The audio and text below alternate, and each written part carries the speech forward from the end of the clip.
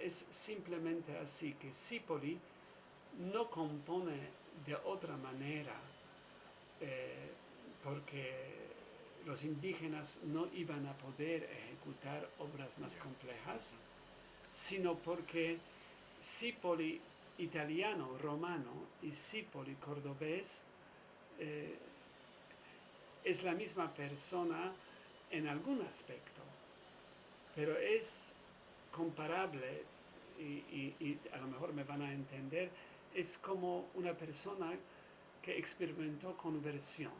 Es la misma persona, pero no es la misma. Suena muy bien eso, ¿no? Eh, sobre, sobre este valor añadido que tiene la música de las misiones, te hago esta pregunta y que tiene que ver con todo lo que acabas de decir. No, históricamente se ha dicho que la música de las misiones, ¿no?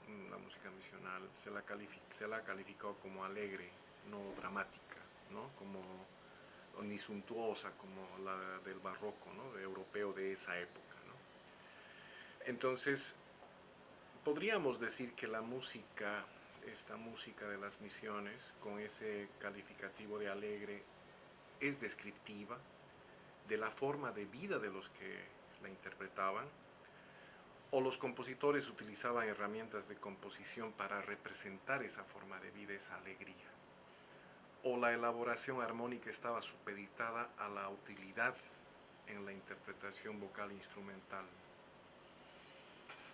No estoy de todo de acuerdo con esta descripción de música de las misiones como Alegre.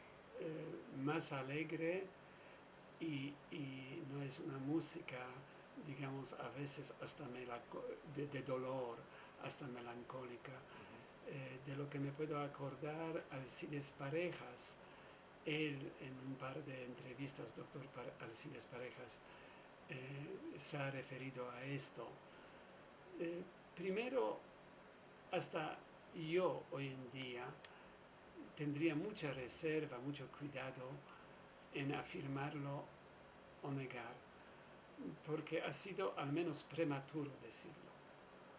Lo que nosotros, Giovanni, conocemos de la música misional después de 30 años eh, es poco. Claro. Hay rubros que ni los hemos tocado, esto es tan rico.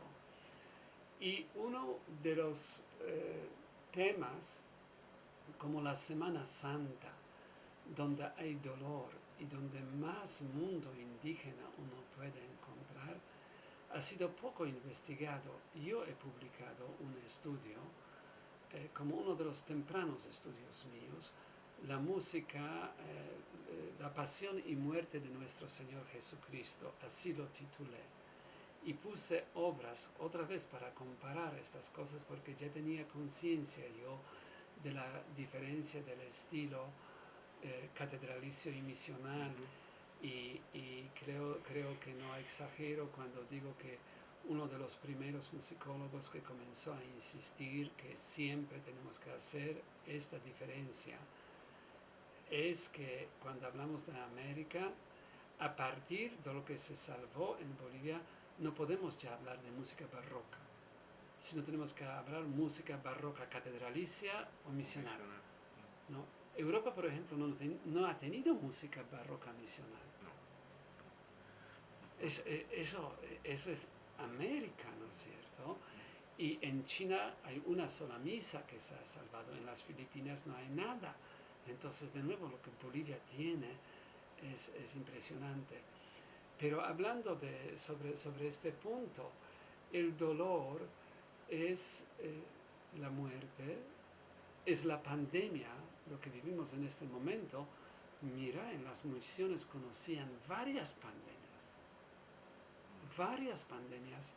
y tenemos relatos que hasta morían a veces 40% de la, De la población. de la población en un tiempo muy, muy corto, semanas, que hubo hasta casos que las misiones dejaron de existir porque la gente se pegó tan grande el susto que corrió de vuelta a la selva, ¿no? Y luego es la música de la Semana Santa. Y la música de la Semana Santa se sirve las lamentaciones, la pasión, el Stabat Mater, los dolores de la Virgen, se sirven sobre todo de los textos en lenguas indígenas.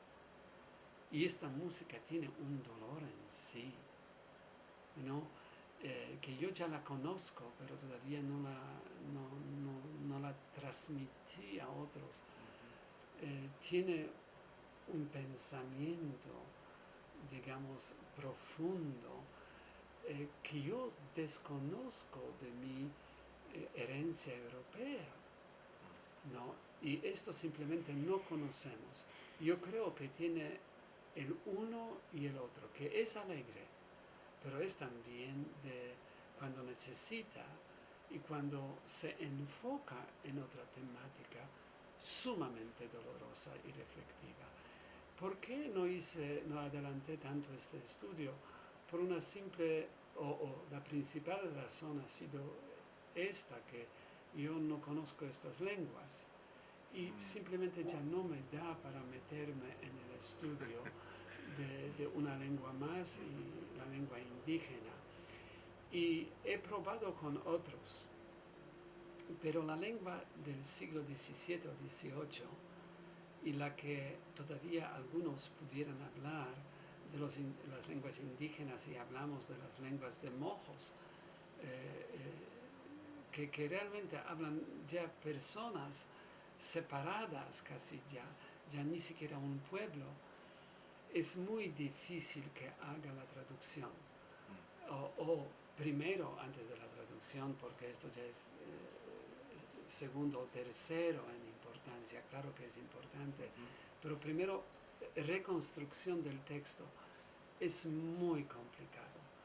Y esto fue una de las trabas que no supe superar. Pero esto vendrá. Yo creo que a esta altura diría que hay de todo. Hay uno y el otro en el archivo y es prematuro decir que es simplemente más alegre. Yo personalmente no lo confirmo. Fascinante, Piotr. Bueno, sigo en el punto, ¿no? A ver, tú has descrito, has confirmado que hay momentos para expresar, para demostrar cierta, ¿cómo puedo decir en este momento? Digamos, cierto sentimientos, ciertos, ¿cómo le llaman? Estado de ánimo, ¿no? Entonces, has descrito perfectamente. Entonces, ahí puede ir esta mi pregunta, ¿no?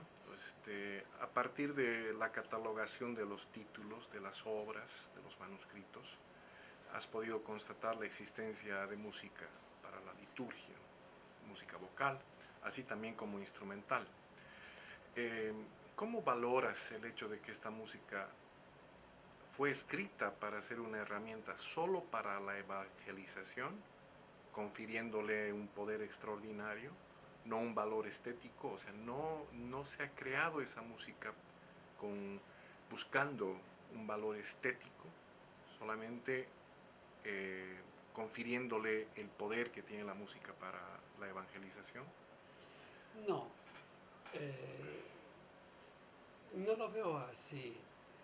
A mí me parece que primero que hay mucha música en los archivos de Chiquitos y de Mojos que no necesariamente es la música para una situación de oración o de meditación o de la alabanza de Dios. Hay, por ejemplo, suite, ¿no? Que sonata podría ser fácilmente da chiesa, ¿no? Claro. O de salón, ¿no es cierto?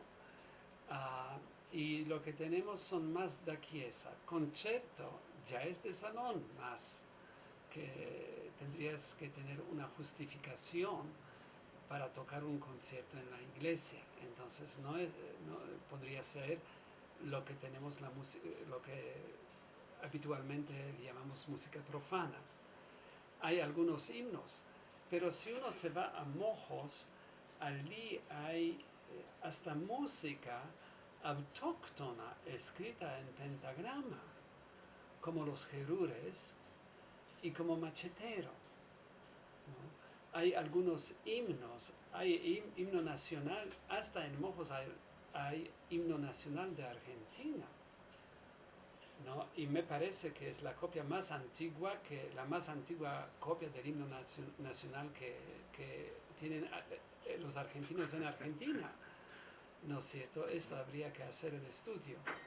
La música primero autóctona o la música popular en el siglo XVII tardío, XVIII, no se copia, no se la transmite vía, digamos, generación a generación.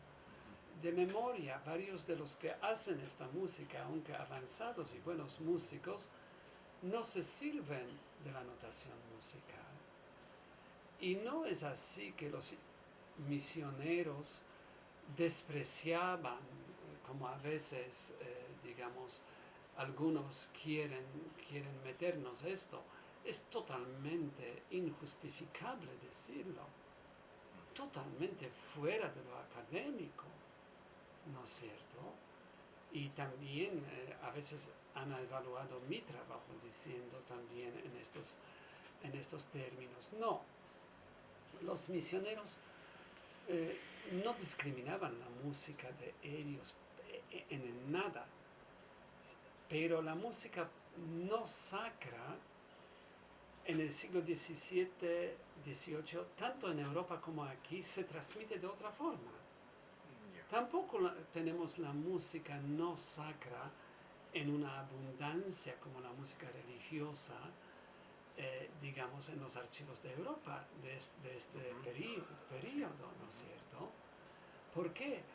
Porque en la iglesia no se admitía otra música que está escrita, que está más avanzada, pero no necesariamente se apoyaba alguna pugna o discriminación en contra de la música popular.